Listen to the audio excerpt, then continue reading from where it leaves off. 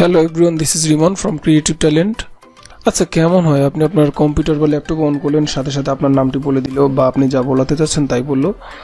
তো আপনার কম্পিউটার কীভাবে সিস্টেমটি চালু করবেন তা নিয়ে আজকের ভিডিওটি। সিস্টেমটি চালু করতে হলে অবশ্যই আপনাকে ভিডিও শুরু থেকে শেষ পর্যন্ত দেখতে হবে। তবে দেখার পূর্বে আপনি আমাদের চ্যানেল থেকে ঘুরে আসতে পারেন, প্রয়োজনে সাবস্ক্রাইব এবং বেল বাটনটি অন করে নিতে পারবেন। তবে খেয়াল রাখবেন, আমরা কোনো নির্দিষ্ট টপিক নিয়ে ভিডিও তৈরি করি না। আমাদের ভিডিওর টপিক বিভিন্ন রকম হয়ে থাকে, যেমন ফাইন গ্রামাটিক্যাল প্রবলেম। এখানে আপনি একটা আর্টিকেল লিখলেন, সেখানে কোথায় ভুল হলে আপনি সেটা খুঁজে বের করতে পারছেন না, তো আপনি এই ভিডিওটি দেখলে হয়তো বা সাহায্য পাবেন। ইংরেজি শেল থেকে কীভাবে বাংলা শেল বের করতে হয়, থার্ড পার্টি সফটওয়্যার ছাড়াই উইন্ডোজ স্ক্রিন রেকর্ড করা, বর্গমূল করা ইত্যাদি। তো শুরু করছি মূল ভিডিও।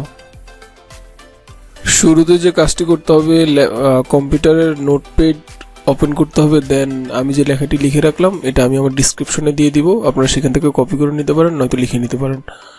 তো এখানে আমি লিখে রাখলাম ওয়েলকাম টু এইচপি ফ্যামিলি। তো এখানে আপনি যে লেখাটা লিখবেন সেটাই আপনার সাউন্ড সিস্টেমে বলবে, অর্থাৎ আপনি কম্পিউটার অন করলে সেটাই বলবে। তো আপনার ইচ্ছে মতো আপনি লিখে নেবেন।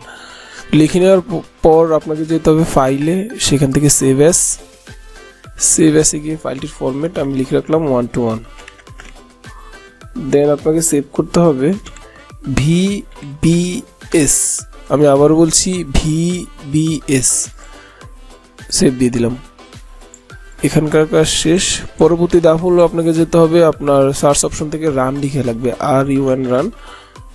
আসার পর আপনাকে লিখতে হবে SHEL:*STARTUP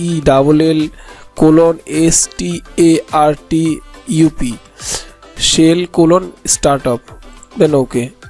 তার পরবর্তীতে কাজটি করতে হবে, এই যে আপনি ডেস্কটপে যেখানে আপনি ফাইলটি সেভ করলেন সেখান থেকে এটি কপি করবেন।